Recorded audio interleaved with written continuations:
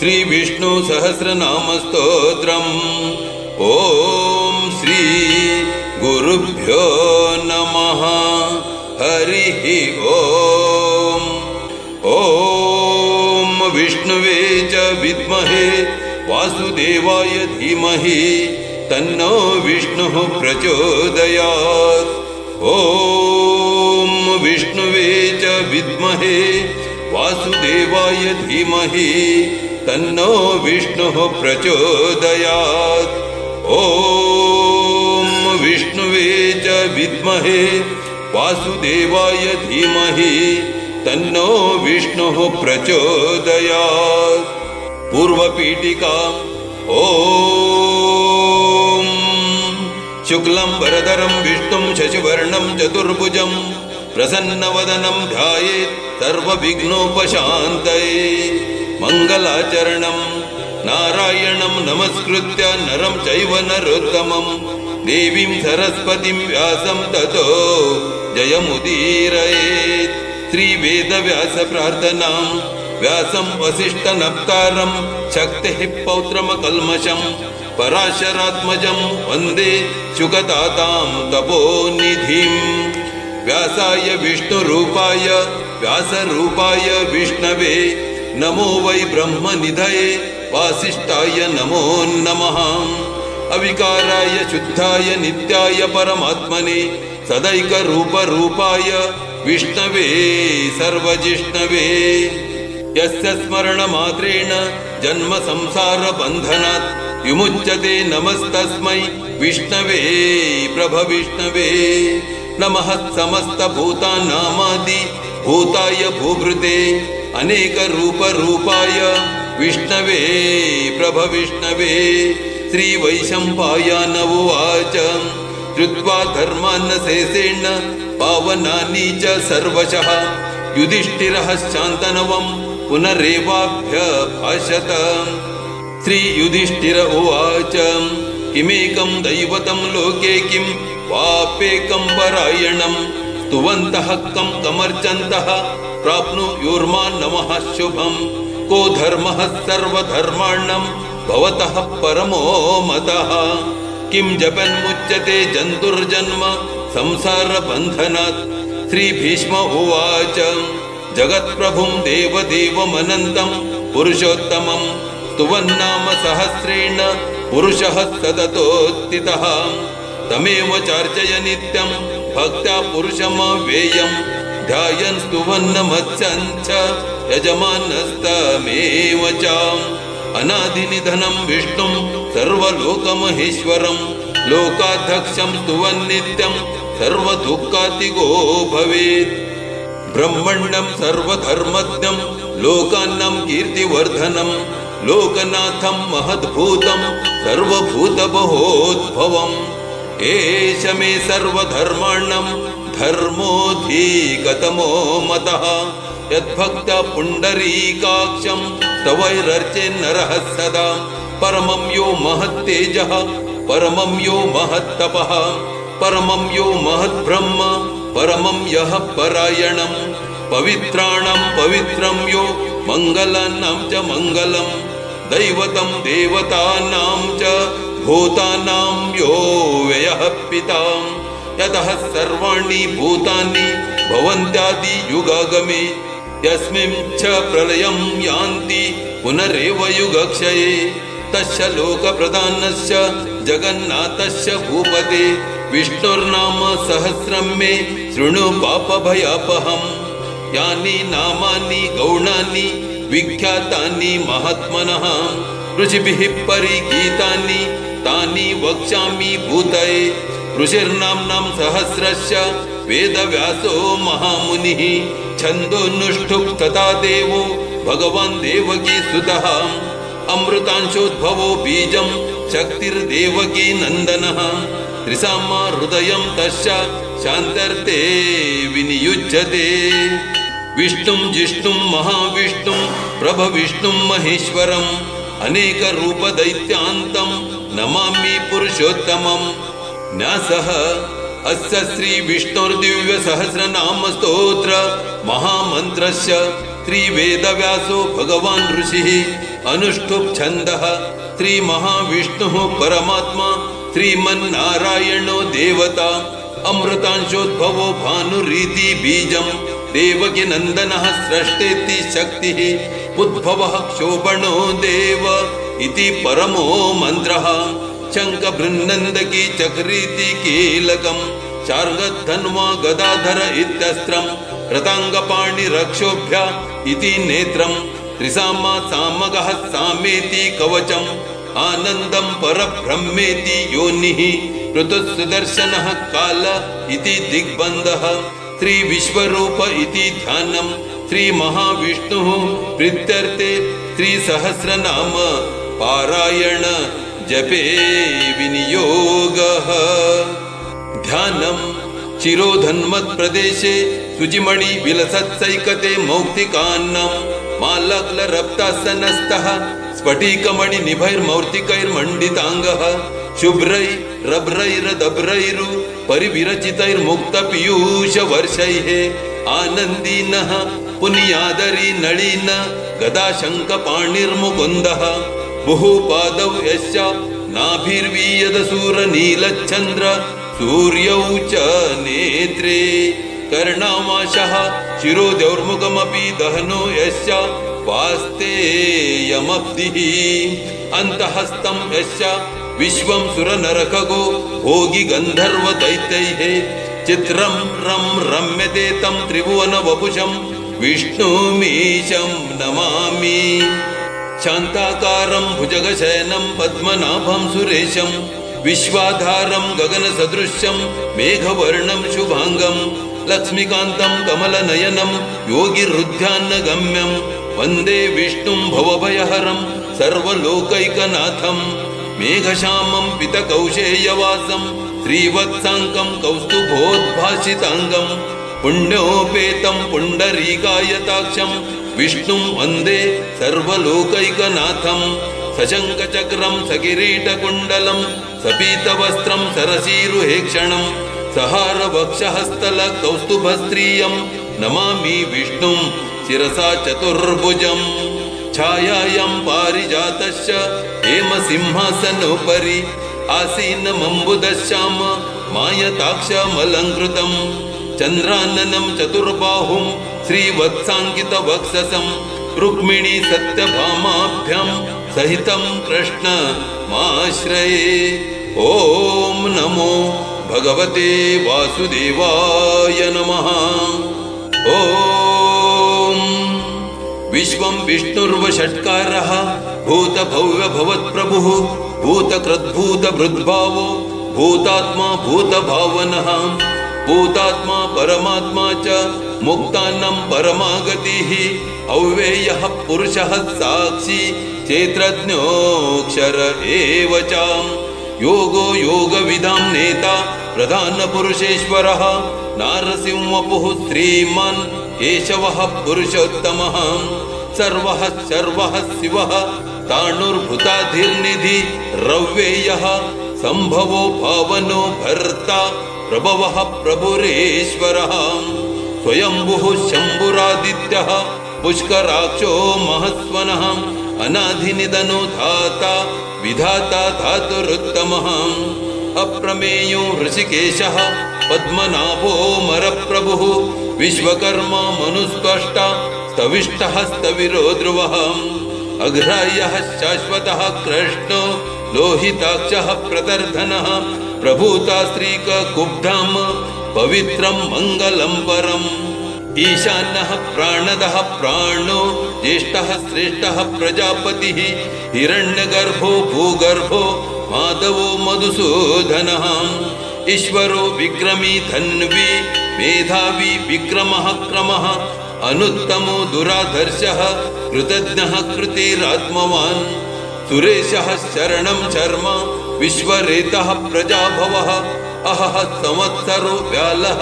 प्रत्ययः सर्वदर्शनः अजः सर्वेश्वरः सिद्धः सिद्धिः सर्वादिरच्युतः वृषा कपीरमेयात्मा सर्वयोगविनिसृतः वसुर्वसुमनः सत्यः समात्मा संमितः समः अमोघः पुण्डरीकाक्षो वृषकर्मा वृषाकृतिः रुद्रो बहुशिरा बभ्रुः विश्वयोनिः शुचिश्रवः अमृतः शाश्वतः स्थाणुः वरारोहो महातपः सर्वगा सर्वविद्वानुः विश्वक्सेनो जनार्दनः वेदो वेदविदव्यङ्गो वेदांगो वेदविद्कविः लोकाध्यक्षः सुराध्यक्षो धर्माध्यक्षः कृताकृतः चतुरात्मा चतुर्योहश्च चतुर्दंष्ट्रश्च चतुर्भुजः प्राजिष्णुर्भोजनं भोक्ता सहिष्णुर्जगदादिजः अनघो विजयो जेता विश्वयोनिः पुनर्वसुः उपेन्द्रो वामनः प्रांशुरमोघः शुचिरुर्जितः अतीन्द्रः संग्रहः सर्गो धृतात्मा नियमो यमः वेद्यो वैद्यः सदा योगी वीरः माधवो मधुः अतीन्द्रियो महामायो महोत्साहो महाबलः महाबुद्धिर्महावीर्यो महाशक्तिर्महाद्युतिः अनिर्देशवपुः श्रीमान्नमेयात्मा महाद्रिदृक् महिश्वासो महीभर्ता श्रीनिवासः सतां गतिः अनिरुद्धः सुरानन्दो गोविन्दो गोविदाम्पतिः मरीचिर्दमनो हंसः सुपर्णो भुजगोत्तमः हिरण्यनाभः सुतपः पद्मनाभः प्रजापतिः अमृत्युः सर्वदृक् सिंहः सन्धाता सन्धिमान् स्थिरः अजो दुर्मर्षणः शास्ता विश्रुतात्मा सुरार्यः गुरुर्गुरुतमो धाम सत्यः सत्यपराक्रमः निमिषो निमिषः त्रग्वी वाचस्पतिरुधारदिः अग्रणिर्ग्रामणिः श्रीमान् न्यायो नेता समीरणः सहस्रमूर्धा विश्वात्मा सहस्राक्षः सहस्रपात् अवर्तनो निवृतात्मा संवृतः संप्रमर्धनः अहः समर्थको वैनिरनिलो धरणीधरः सुप्रसादः प्रसन्नात्मा विश्वदृक् विश्वभुक् विभुः सत्कर्ता सत्कृतः साधुर्जौनुर्नारायणो नरः असंख्ययो प्रमेयात्मा विशिष्टः शिष्टकृत्युचिः सिद्धार्थः सिद्धसंकल्पः सिद्धिदः सिद्धिसाधनः वृषाहि वृषभो विष्णुर्वृषपर्वा वृषोदनः वर्धनो वर्धमानश्च विविक्तः श्रुतिसागरः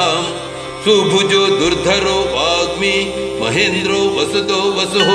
नैकरूपो बृहद्रूपः सिपिभिष्टः प्रकाशनः ओजस्तेजो द्युतिधरः प्रकाशात्मा प्रतापनः रुद्धः स्पष्टाक्षरो मन्त्रश्चन्द्रांशुर्भास्करद्युतिः अमृतांशोद्भवो भानुः शशबिन्दुः सुरेश्वरः औषधं जगतः सेतुः सत्यधर्मपराक्रमः भोता भव्यभवन्नाथः पवनः पावनो नलः कामः कामकृत्कान्तः कामः कामप्रदः प्रभुः युगाधिकृत् युगावर्तो नैकमायो महाशनः अदृश्यो व्यक्तरूपश्च सहस्रजिदनन्तजित् इष्टो विशिष्टः शिष्टिष्टः शिखण्डी नंशो वृषः क्रोधः क्रोधकृत्कर्ता विश्वबाहुर्महीधरः अच्युतः प्रतीतः प्राणः प्राणदो वासवानुजः अपां निधिरधिष्ठान प्रमत्तः प्रतिष्ठितः स्कन्दः स्कन्धधरो दुर्यो वरदो वायुवाहनः वासुदेवो बृहद्भानुरादिदेवः पुरन्धरः अशोकस्तारणस्तारः शूरः शौरिर्जनेश्वरः अनुकूलः शतावर्तः पद्मी पद्मनिभेक्षणः पद्मनाभोरविन्दाक्षः पद्मगर्भः शरीरभृत् महद्दिरुद्धो वृद्धात्मा महक्षो गरुडध्वजः अतुलः शरभो भीमः समयज्ञो हविर्हरिः सर्वलक्षणलक्षण्यो लक्ष्मीवान् समितिञ्जयः विक्षरो रोहितो मार्गो हेतुर्धामोदरः सः महीधरो महाभागो वेगवानमिताशनः उद्भवः क्षोभणो देवः त्रिगर्भः परमेश्वरः करणं कारणं कर्ता विकर्ता गहनो गुहः व्यवसायो व्यवस्थानः संस्थानः स्थानदो ध्रुवः परर्दिः परमस्पष्टतुष्टः पुष्टः सुभेक्षणः रामो विरामो विरतो मार्गो नेयो नयो नयः वीरः शक्तिमतां श्रेष्ठो धर्मो धर्मविदुत्तमः वैकुण्ठः पुरुषः प्राणः प्राणदः प्रणवः पृथुः हिरण्यगर्भः शत्रुघ्नो व्यक्तो वायुरथोक्षजः ऋतुः सुदर्शनः कालः परमेष्टि परिग्रहः उग्रः संवत्सरो दक्षो विश्रामो विश्वदक्षिणः विस्तारः स्थावरः स्थाणुः प्रमाणं बीजमवेयम् अर्थोदर्थो महाकोशो महाभोगो महाधनः अनिर्विण्णः स्तविष्टो भोर्धर्मयूपो महामगः नक्षत्रनेमिर्नक्षत्री क्षमः क्षामः समीहनः यज्ञ इज्जो महेज्यश्च क्रतुः सत्रं सतां गतिः सर्वदर्शी विमुक्तात्मा सर्वज्ञो ज्ञानमुत्तमम् सुहृतः सुमुखः सूक्ष्मः सुघोषः सुगतः सुहृत् मनोहरो जितक्रोधो वीरबाहुर्विधारणः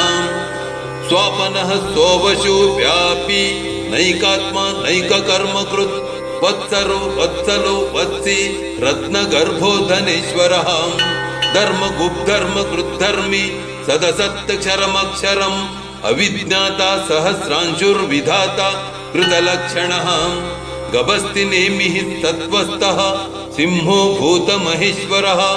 आदिदेवो महादेवो देवेशो देवभृद्गुरुः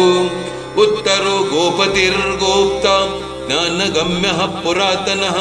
शरीरभूतभृद्भोक्ता कपीन्द्रो भूरि दक्षिणः सोमपो मृतपः सोमः पुरुजित् पुरुषोत्तमः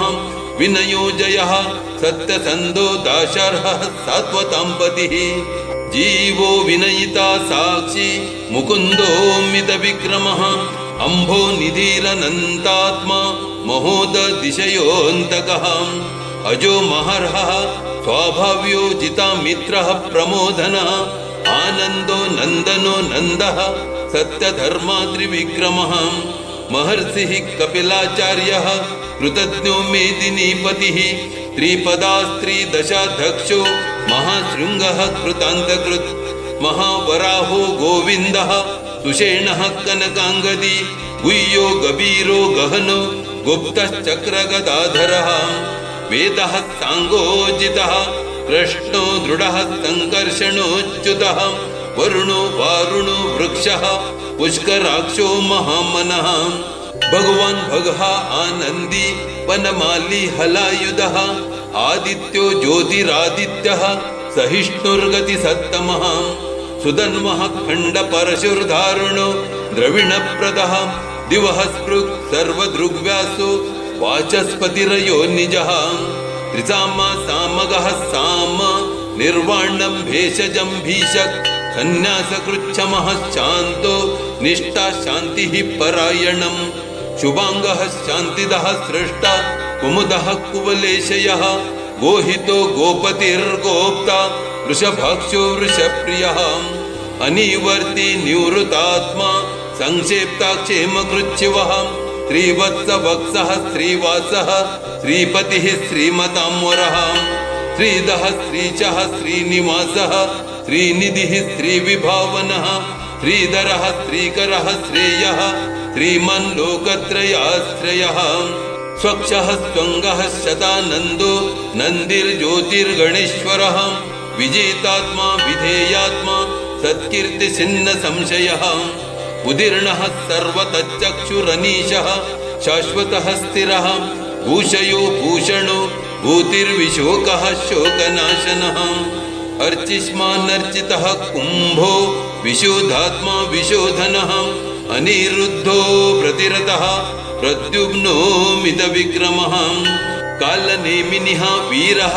शौरिः शूरजनेश्वरः त्रिलोकात्मा त्रिलोकेशः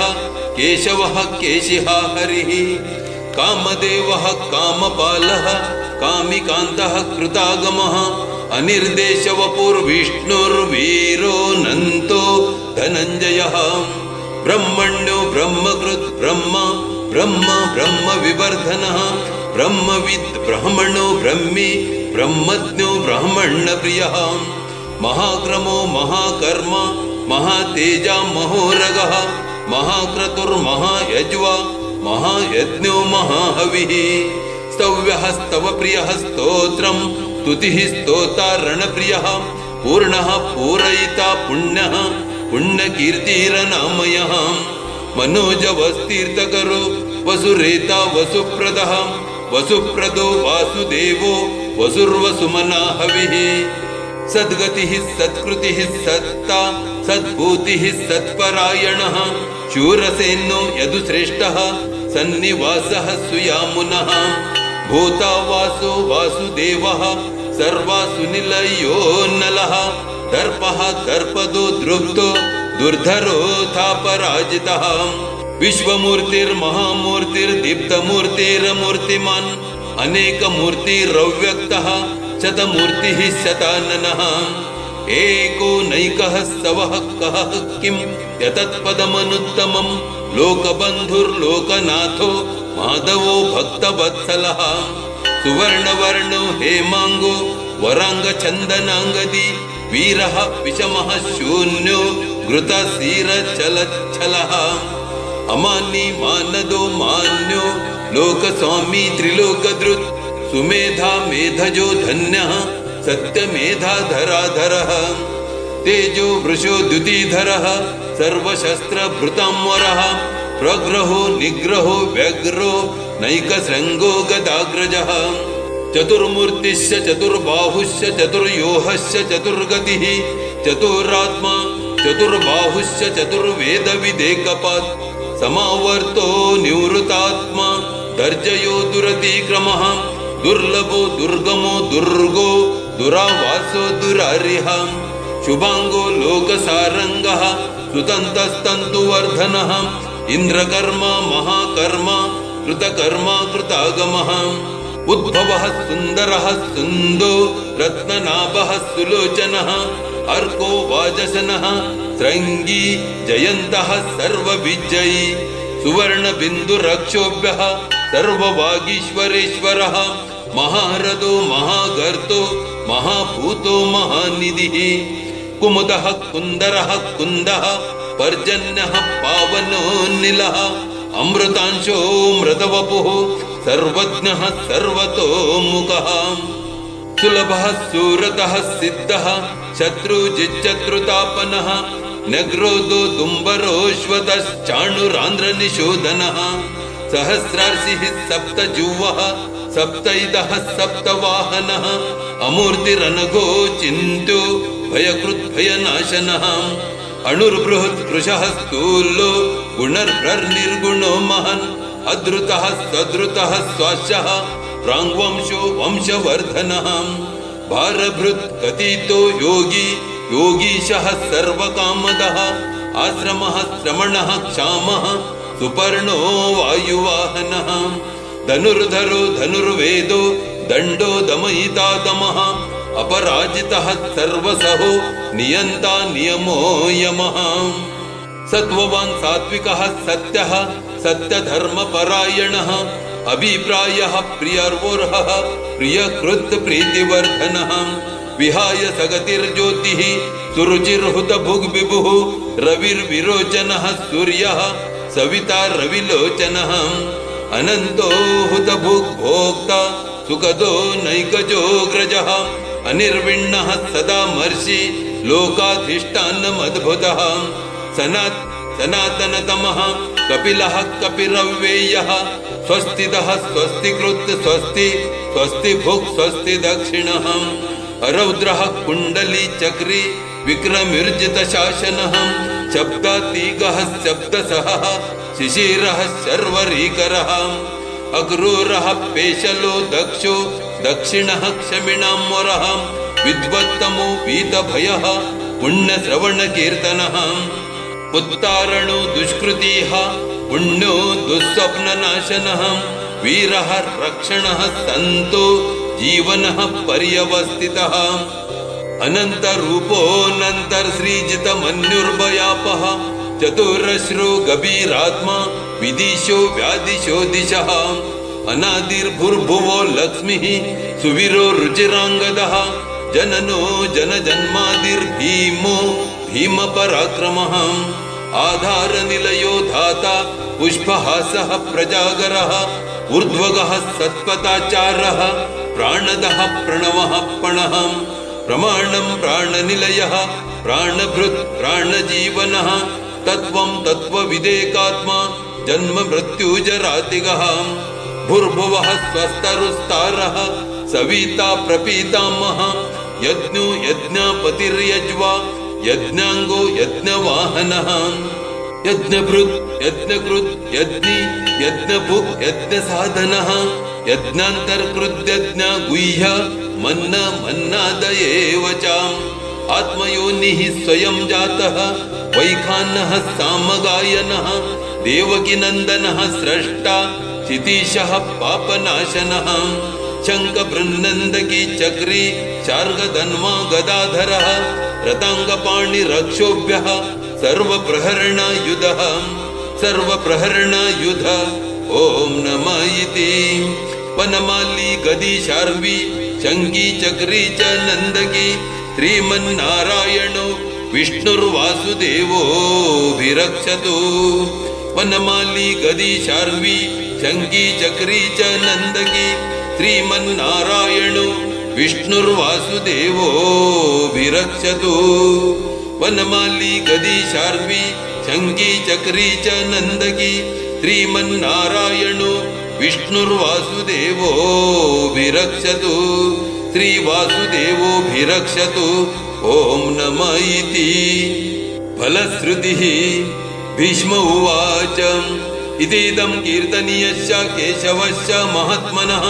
नाम्नां सहस्रं दिव्यनामशेषेण प्रकीर्तितं य इदं शृणुयात् नित्यं यस्यापि परिकीर्तयेत् नाशुभं प्राप्नुयात् किञ्चित् सोमुत्रेह च मानवः वेदान्तगो ब्राह्मणः स्यात् क्षत्रियो विजयी भवेत् वैश्यो धनसमृद्धः स्यात् शूद्रः सुखमवाप्नुयात् धर्मार्थी प्राप्नुयात् धर्मम् अर्थार्थी चार्थमाप्नुयात् कामान् वाप्नुयात् कामी प्रजार्थी चाप्नुयात् प्रजाम् भक्तिमान् यः सदुत्थाय शुचिः सद्गतमानसः सहस्रं वासुदेवस्य नाम्नाम् एतत् प्रकीर्तयेत् यशः प्राप्नोति विपुलं ज्ञाति प्राधान्यमेव च अचलं श्रियमाप्नोति श्रेयः प्राप्नोत्यनुत्तमम् न भयं क्वचिदाप्नोति वीर्यं तेजस्य विन्दति भवत्य रोगो द्युतिमान् बलरूपगुणान्वितः रोगार्तो मुच्यते रोगात् बद्धो मुच्येत बन्धनात् भयान् मुच्येत भीतस्तु मुच्येतापन्न आपदः दुर्गण्यातितरत्याशु पुरुषः पुरुषोत्तमं स्तुवन्नाम सहस्रेण नित्यं भक्तिसमन्वितः वासुदेवाश्रयो मर्त्यो वासुदेवपरायणः सर्वपापविशुद्धात्मा याति ब्रह्म सनातनम् न वासुदेव भक्ता नाम शुभं विद्यते क्वचित् जन्म मृत्युजरा व्याधि भयं नैवोपजायते इमं स्तवमदीयानः श्रद्धा भक्ति समन्वितः युज्येतात्मत् सुखक्षान्ति श्रीधृति स्मृति कीर्तिभिः न क्रोधो न च मात्सर्यं न लोभो न शुभामतिः भवन्ति कृतपुण्यानां भक्तानां पुरुषोत्तमे देहु सचन्द्रार्क नक्षत्राखं दिशो भूर्महो दधिः वासुदेवस्य वीर्येण विद्रुतानि महात्मनः ससुरासुर गन्धर्वं सयक्षोरग राक्षसं जगद्वशे वर्ततेदं कृष्णस्य सचराचरम् इन्द्रियाणि मनोबुद्धिः सत्वं तेजोबलं धृतिः वासुदेवात्मकान्यावुः क्षेत्रं क्षेत्रज्ञ एव च सर्वागमनामचारः प्रथमं परिकल्प्यते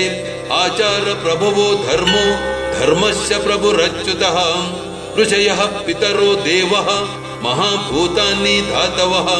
जङ्गमा जङ्गमं छेदं जगन्नारायणोद्भवम् योगो ज्ञानं तथा साङ्ख्यं विद्यः शिल्पादिकर्म च वेदः शास्त्राणि विज्ञानमेतत् सर्वं जनार्दनात् एको विष्णुर्महद्भूतं प्रतगुबतान्यनेकशः त्रीन् लोकान् व्याप्य भूतात्मा भुङ्क्ते विश्वभुगव्ययः इवं स्तवं भगवतो विष्णुर्व्यासेन कीर्तितं पठेद्य इच्छेत् पुरुषः श्रेयः प्राप्तुं सुखानि च विश्वेश्वरमजं देवं जगतः प्रभवाप्ययं भजन्ति ये पुष्कराक्षं न ते यान्ति पराभवं न ते यान्ति पराभवम् ॐ नमः इति उपसंहार अर्जुन उवाच पद्मपत्र विशालाक्ष पद्मनाभसुरोत्तमं भक्तानां मनुरक्तानां त्राता भव जनार्दन श्रीभगवानुवाच यो मां नाम सहस्रेण स्तोतुमिच्छति पाण्डव सोऽहमेकेन श्लोकेन स्तुत एव न संशयः स्तुत एव न संशय ॐ नमः इति व्यास उवाच वासनाद्वासुदेवस्य वासितं ते जगत्त्रयं सर्वभूतनिवासोऽसि वासुदेव नमोऽस्तु ते श्रीवासुदेव नमोऽस्तुत ॐ नमः इति पार्वत्युवाच केनोपायेन लघुना विष्णुर्नाम सहस्रकं पठ्यते पंडितैर्नित्यं श्रोतुमिच्छाम्यहं प्रभो ईश्वर उवाच श्रीराम राम रामेति रमे रामे मनोरमे सहस्रनाम तत्तुल्यं राम नाम वरानने श्रीराम राम रामेति रमे रामे मनोरमे सहस्रनाम तत्तुल्यं राम नाम वरानने श्रीराम राम रामेति रमे रामे मनोरमे सहस्रनाम तत्तुल्यं राम नाम वरानने श्रीराम नाम वरानन ॐ नमः इति ब्रह्मोवाच नमोऽस्त्वनन्ताय सहस्रमूर्तये सहस्रपादाक्षि शिरोरुबाहवे सहस्रनाम्ने पुरुषाय शाश्वते सहस्रकोटि युगधारिणे नमः सहस्रकोटि युगधारिणी ॐ नमः इति संजय उवाच यत्र योगेश्वरः कृष्णो यत्र पार्थो धनुर्धरः तत्र श्रीर्विजयो भूतिर्ध्रुवा नीतिर्मतिर्मम श्रीभगवानुवाच अनन्या चिन्तयन्तो मां ये जना पर्युपासते